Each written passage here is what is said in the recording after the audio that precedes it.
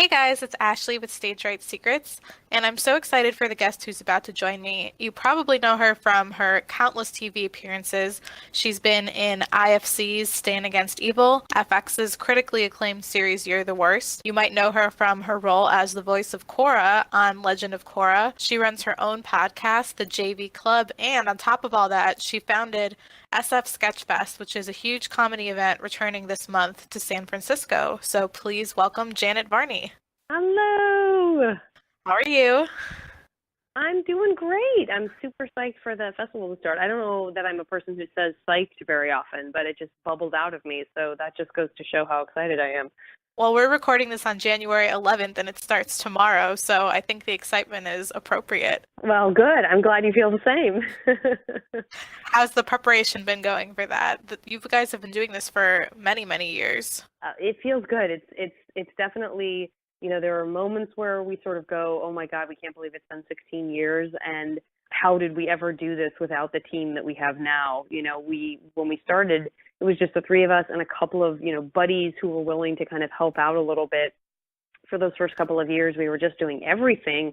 And we still kind of dip a toe in almost everything. And I mean, from replacing the toilet paper in the theater to, picking someone up from the airport if it absolutely needs to happen to, selling concessions. Like the three of David, Owen, Cole Stratton, and I, who founded the festival together 16 years ago, we are very hands-on and like we're cool to help out wherever we can. But when we think about the fact that we were the only ones doing all of that so many Yeah, years that's ago, it amazing. pretty is mind-boggling. So it's great to have so many great San Francisco people, and also people who do festivals all over the United States and the world who have now kind of joined the Sketchfest family, who come into San Francisco just to be a part of this and to help us on the back end, kind of the same way that we have performers coming in from all over on the kind of public side. So it's really kind of wonderful. And I don't have kids, so whether or not that happens, I kind of still feel like I have a 16-year-old teenager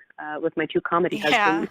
So Well, there's such a diverse lineup. I feel like there's something for everybody. Is there any certain segment or guest that you're most excited for fans to see this year? oh gosh, there's so many.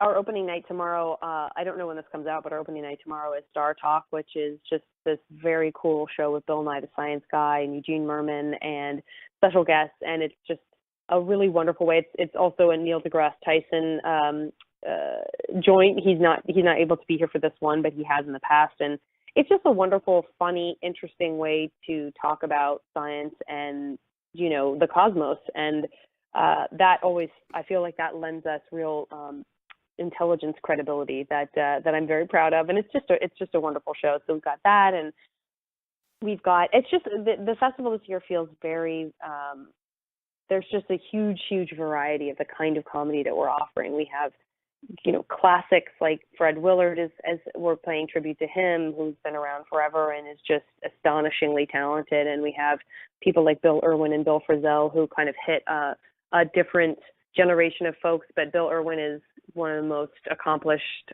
clowns of all time. And that's something that, people still sometimes think of like, oh, circus clowns. And it's kind of that, but it's also funny and emotional and feels more kind of along the lines of Cirque du Soleil without all the crazy acrobatics. He's just brilliant.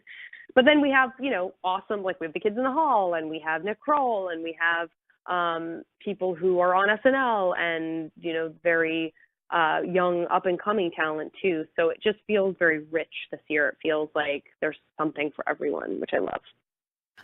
And I feel like podcasts have become more and more a part of the comedy scene in recent years. I think so too. Yeah, absolutely. It's one of those things that it's in some ways it's modern technology, but in other ways it's there's something very like old timey radio show about it, and that's really satisfying to me. That in the advent of all of the technology, all of our portables, all the stuff we have access to all the time, all the ways to experience video and VR and all of that, that there is still something really satisfying and very intimate about having those earbuds in your ears or having it going in your car and feeling like it's just you and the show that you're listening to. And I'm really happy about that. I think it speaks to, the more things change, the more they stay the same on some level. And so, and I love the casualness of that too, is people I think enjoy going to see the live podcast at places like Sketchfest because they get to be in on it in a very physical, personal way. It's like, oh, we're here. It's just, these, couple of people doing this podcast and then several hundred of their friends. It's sort of how it ends up feeling. And I think San Francisco is a great town for that. People feel they're smart, they're savvy, they're involved. And so it feels very much like a communal experience in those podcasts that we do live. Yeah, and then you have things like the West Wing Weekly, where it started with a TV show, turned into a podcast, and now the podcast is turning into a live stage show. It's sort of like full circle. Yeah, exactly. Yeah, it's that's exactly what it is. It's a nice robust circle of like, oh hey, this worked out. So, what was it that originally inspired you to start the JV Club? How did you decide to get into podcasting?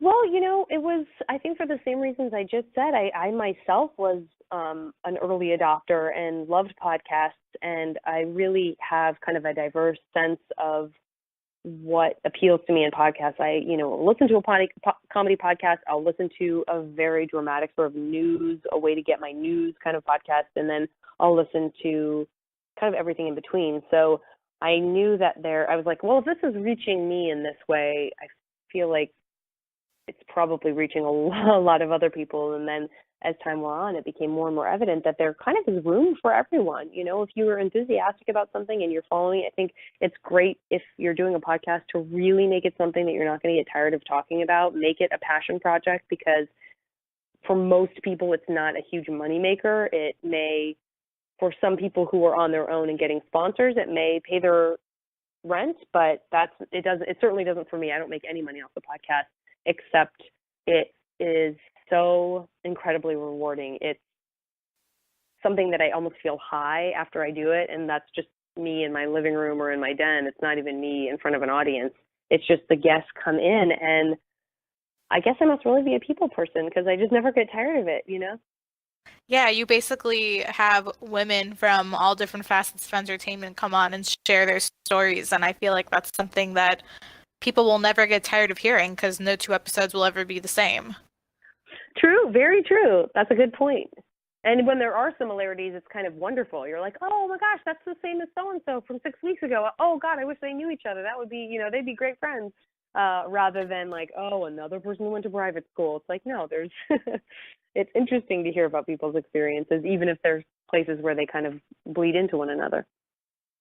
And so with the series that you're filming now, both Stand Against Evil and You're the Worst, what do you feel like are the biggest challenges for women in comedy, and what advice would you give to people that are hoping to break into comedy series like you?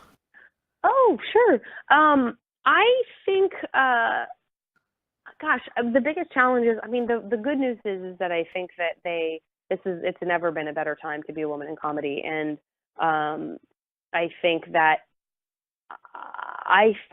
the best, I don't know, this is kind of a funny response because I've been asked this before and I don't think I've given the same response, but this is definitely how I'm feeling today, on this day of kind of getting reunited with the Sketchfest staff and getting, looking forward, looking ahead to all the great shows that we have with, might I add, a ton of amazing female actresses and comedians and writers and producers and all that kind of good stuff, is, it's funny. There's something to be said for being enraged by injustice or having to push hard back with strength against bigotry or against sexism or against racism. That's incredibly important, and that work absolutely should be done. But I also think that sometimes if you are confident and powerful in who you are, and by powerful, I don't mean you have to be forceful. I mean you can be powerfully shy because you own your shyness. You can be powerfully sexy because you own your sexiness. You can be powerfully androgynous because you own your androgyny. If you're confident in your space and who you are, and you are almost coming at it from a place where you assume that people are welcoming women in comedy, sometimes people just need to be given permission to not be bigoted or not be sexist. You know what I'm saying? Yeah, Sometimes that's there's a so way true. to approach it where you're like, you know what? Instead of coming at this like the audience is my enemy, I'm going to come at this like we're all here to have a good time. And I think that's infectious, and I think that that is as important. It's certainly not more important, but I don't believe it's less important than being loud and aggressive in a sort of more defensive posture sometimes. But I also think there's something to, like, I think something loosened up for me when I stopped worrying whether or not someone was going to go, you know what, she's dressed pretty smart. I don't know if she's going to be funny. I want her to look like a dork. Or, I don't think Yeah. white women are funny. I just like, why project that? If it comes at you hard, then of course you have to deal with it. But I think sometimes as people, and this isn't just for the arts, but like sometimes we go on the defense before we even need to. And so I would encourage women to really embrace the time that they're living in and to assume like, I'm welcome here. And I think they will feel that back, you know? I think that's such powerful advice for not just women, but honestly anybody, because everybody will come up against people that they might feel more insecure around. And I think that's really, really great advice. Oh, good. Okay. Well, I'm glad that you don't think I'm crazy, because it would also be okay if you did.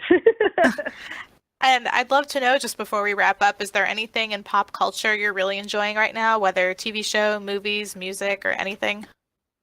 Yeah, I'll tell you what, I am,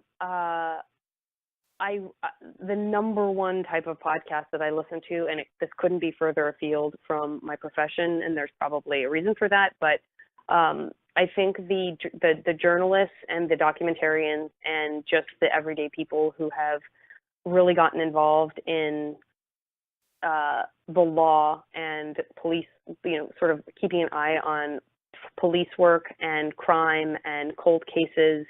I think there's a sensitivity for all the reasons that you and I talked about with podcasting that exists that is so much less sensationalist than certain television shows that are all about sort of like this sort of, she disappeared 5 years ago. Where is she? Yeah. Brought to you by Budweiser. Like, you know what I mean? There's this sort of, and I think that, podcasts, obviously everyone quotes the sort of, mother hen, which is Serial, and the amazing Sarah Koenig, but the things that have kind of spooled off of that, these kind of spokes of the wheel that have come off of that, that have gotten real specific into the work of, here's what goes on the legal side of things and why our system needs a serious, overhaul, or here's why it's so difficult for police to get work done because they're overtaxed and these are the pressures that are being put on them. And, somewhere else, well, here's the way this part of the bureaucracy fails us. And they're not depressing. They're just so empowering to people. It's not encouraging people to be vigilantes and armchair detectives in the sense that they're not being responsible or they're just like casting aspersions for people. I mean, obviously something like Reddit and the Boston bomber situation is an example of that's not what it is. Do you know what I mean? It's people who are compassionate and concerned about justice being done in the right way. And it's very inspiring because I think it's gotten people who have absolutely no interest in becoming lawyers or police officers or anything like that very up to speed on, hey, this stuff affects you. And even if it doesn't affect you directly, you'll be surprised how you feel about it and what you learn and how it affects you and what you can do to change it and be a part of it. And so that I didn't even know I was going to feel that way about, but like that's all I listen to now. I just listen to all these different sort of unsolved cases, or here's this, this particular county in this state that is a really good example of how things go wrong, all of that kind of stuff. I get so fired up about it. There's some part of that that's like feeding my brain in a really different way. That's so cool. And do you want to let everyone know where they can find you on social media? Sure. I'm just at Janet Varney on Twitter. I'm the JV Club, the name of my podcast. On Instagram, I'm very bad at being on Instagram, and that's Twitter is really the best way to kind of keep up with my comings and goings. And thank you so much for talking with me and letting me go off on my true crime podcast. Well, thank you, and best of luck on the 16th year of the festival. Can't wait to hear all about it. Thanks, Ashley. I appreciate it.